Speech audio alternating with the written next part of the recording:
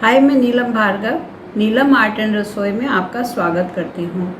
आज मैं आपको बताने जा रही हूँ टमाटर, प्याज, लहसुन और अदरक इनको किस प्रकार से सुखाया जाता है और स्टोर किया जाता है।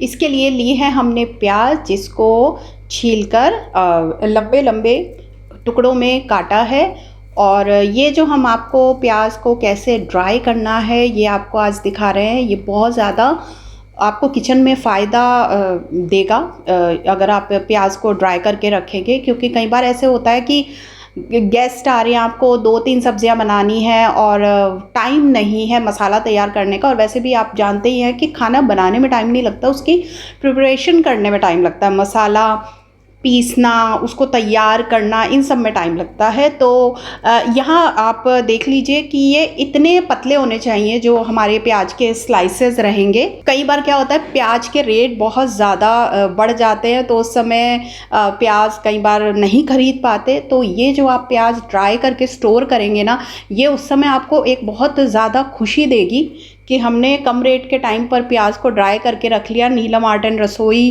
का जो वीडियो हमने देखकर फ़ायदा उठाया, वो फ़ायदा आपको उस समय दिखेगा जब आपकी ये महंगे रेट वाली प्याज के टाइम पर आप अपनी ये प्याज स्टोर की हुई यूज़ करेंगे। तो यहाँ पर बातें करते करते हमारी सारी प्याज कट चुकी है। अब एक साफ़ किचन टॉवल पर हमको ये सारे स्लाइसेस फैलाने हैं जो कि हमें सुखाने हैं। तो बस इसमें थोड़ा सा ये ध्यान रखना है कि इसमें ज़्यादा जुड़े हुए नहीं होने चाहिए पीसेस। आप ज़्यादा से ज़्यादा कोशिश करिए कि उसको आप हाथ से अलग अलग कर दें। उसका पर्पज़ सिर्फ यही है कि उससे ये जल्दी सूखेगा। और आप इसे धूप में भी सुखा सकते हैं, और अगर आपके यहाँ धूप नहीं आती तो कोई प्रॉब्लम नहीं है, आप इसको पंखे में भी सुखा सकते हैं। और डिपेंड्स ऑन कि मौसम, जैसे गर्मियाँ हैं तो जल्दी सूख जाएगा। आप देखिए यहाँ पर हमने काफ़ी प्याज के जो जितने भी पीसेस हैं उनको काफ़ी हद तक अलग कर दिया है। और ये आपको वेजिटेबल बिरयानी में गार्निश करने में तो बहुत काम आएगी, और इसकी खुशबू भी बहुत अच्छी आती है।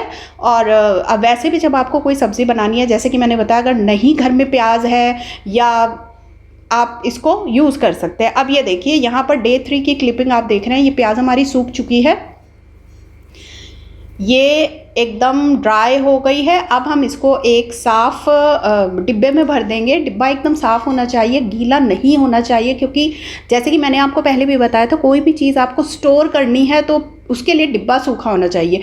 अब ये जब हम भर रहे हैं तो ये देखिए कितनी कुरकुरी आवाज़ यहाँ पर आई है। इसका मतलब प्याज हमारी बहुत अच्छे से सूख चुकी है। अब आप इसको आराम से एयर टाइट डिब्बे में भर के स्टोर करके रख दीजिए, और इसको किचन में जब आपका मन चाहे, यानी कि जब प्याज ना हो या रेट ज़्यादा हो, तो इसको काम में ले सकते हैं। प्याज के बाद अब हम आपको बताएंगे कि टमाटर को कैसे ड्राई करके उसका पाउडर बनाकर उसको प्रिजर्व। पहले अच्छे से धोया है, उसके बाद हम इसके बारीक बारीक स्लाइसेस करेंगे। ये हमारा जो ये चाकू है स्पेशल टमाटो कटिंग नाइफ है, बट आप अपने कोई भी चाकू को यूज़ कर सकते हैं। लेकिन टमाटर को काटने से पहले इस तरह से चम्मच की हेल्प से आपको उसका सारा गूदा निकालना है। तो ये आपको ध्यान रखना है कि गूदे के साथ हमें टमाटर के स्लाइसेस नहीं करने हैं। गूदा हमने निकाल लिया हो। टमाटर कितने सुंदर लग रहे हैं। तो गूदा निकाल कर फेंकिएगा नहीं, उसको एक साइड में रख लीजिएगा, क्योंकि वो भी टमाटर का पार्ट है और हम उसको बिल्कुल भी वेस्ट नहीं जाने देंगे।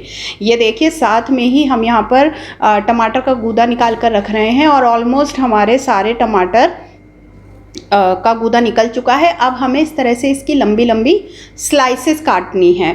ये आप हाथ से भी कर सकते हैं, या फिर आप इसको कटिंग ट्रे पर रखकर भी इसके स्लाइसेस कर सकते हैं। वो डिपेंड करता है कि आपको, आप जैसे भी कंफर्टेबल हो वैसे आप कर लीजिए। ये देखिए इस तरह से हमने कटिंग ट्रे पर स्लाइस किए हैं, और जैसे भी आपको ठीक लगे वैसे कर लीजिएगा। और जैसे कि प्याज, टमाटर, ये कुछ चीज़ें ऐसी होती हैं जिनके रेट एकदम से बढ़ जाते हैं, तो आप जब प्रिजर्व करके रखेंगे तो वो आपको बहुत काम आएगा। ये देखिए ये गूदा है जो हमने अलग निकाल लिया है, और स्लाइसेस अभी आपने देखे ही थे।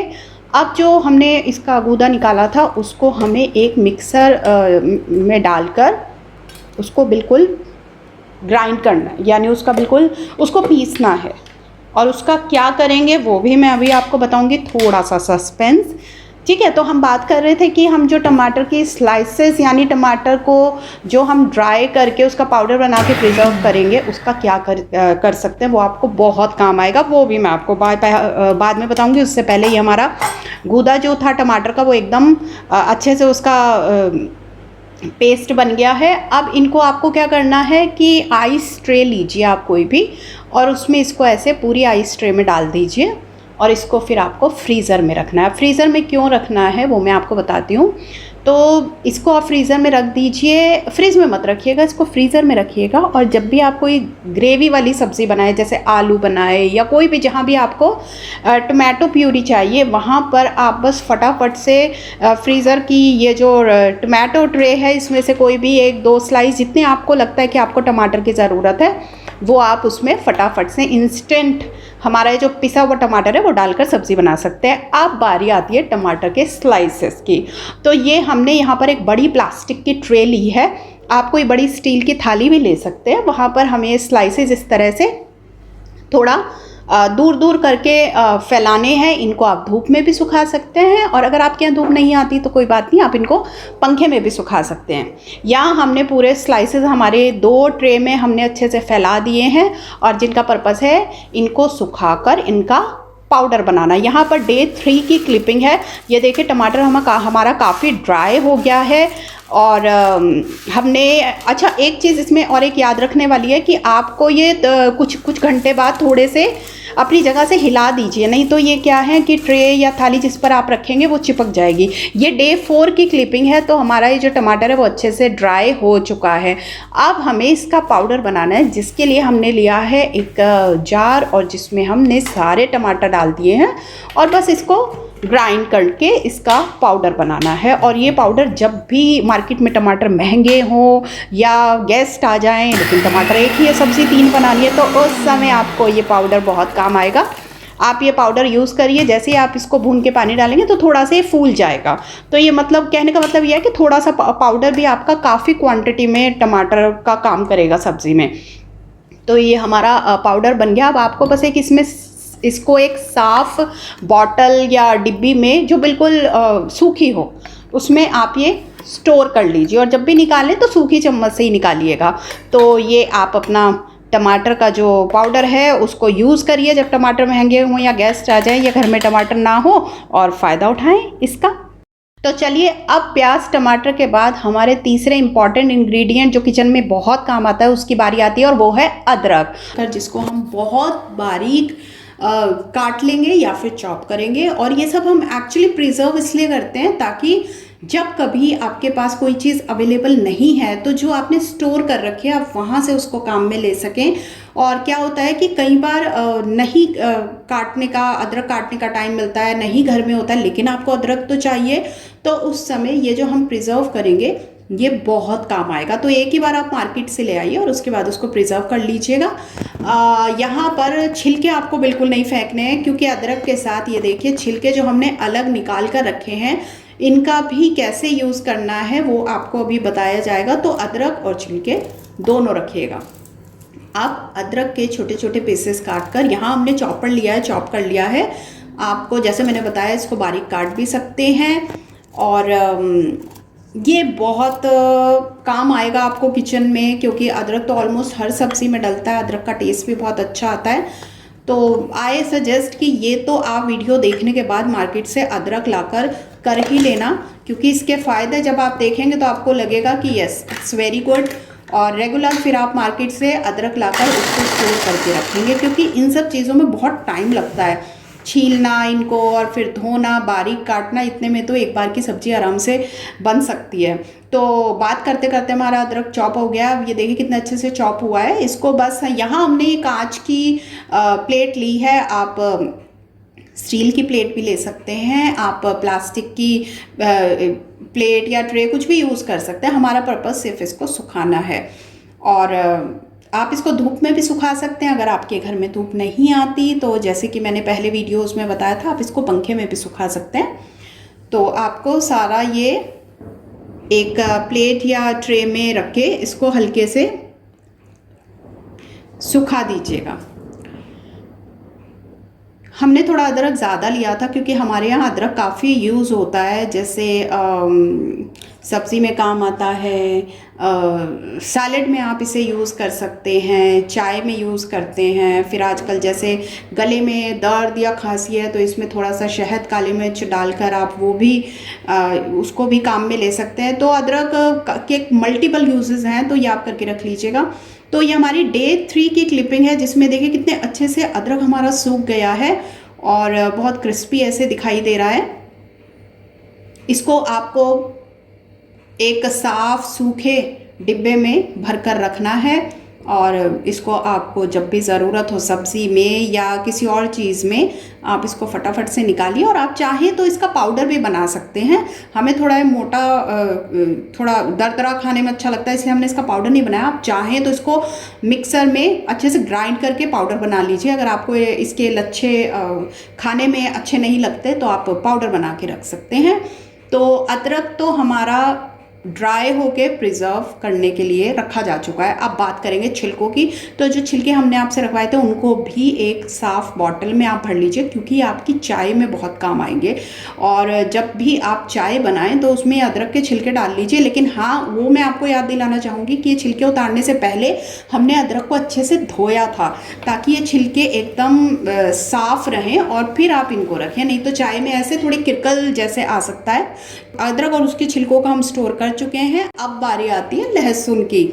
तो चलिए आपको दिखाते हैं कि लहसुन कैसे आप स्टोर कर सकते हैं। जिनको अच्छे से आपको छीलना है और ये भी आप प्याज, टमाटर, अदरक की तरह ही ड्राई करके प्रिजर्व कर लीजिए। और जैसे कि मैंने बाकी वीडियोस में बताया था कि जब मार्केट में कोई भी चीज़ महंगी हो या घर में अवेलेबल नहीं हो या गेस्ट आ गए और आपके पास खाना बनाने के लिए टाइम बहुत कम है, जिसमें आप तैयारी में ज़्यादा टाइम नहीं लगाना चाह रहे हैं, तो उस समय आप ये जो प्रिजर्व करके रखी हुई चीज़ों को यूज़ करेंगे तो आपको टाइम, जो आपका टाइम है वो बहुत ज़्यादा सेव हो जाएगा और बहुत कम टाइम में आपका खाना तैयार हो जाएगा।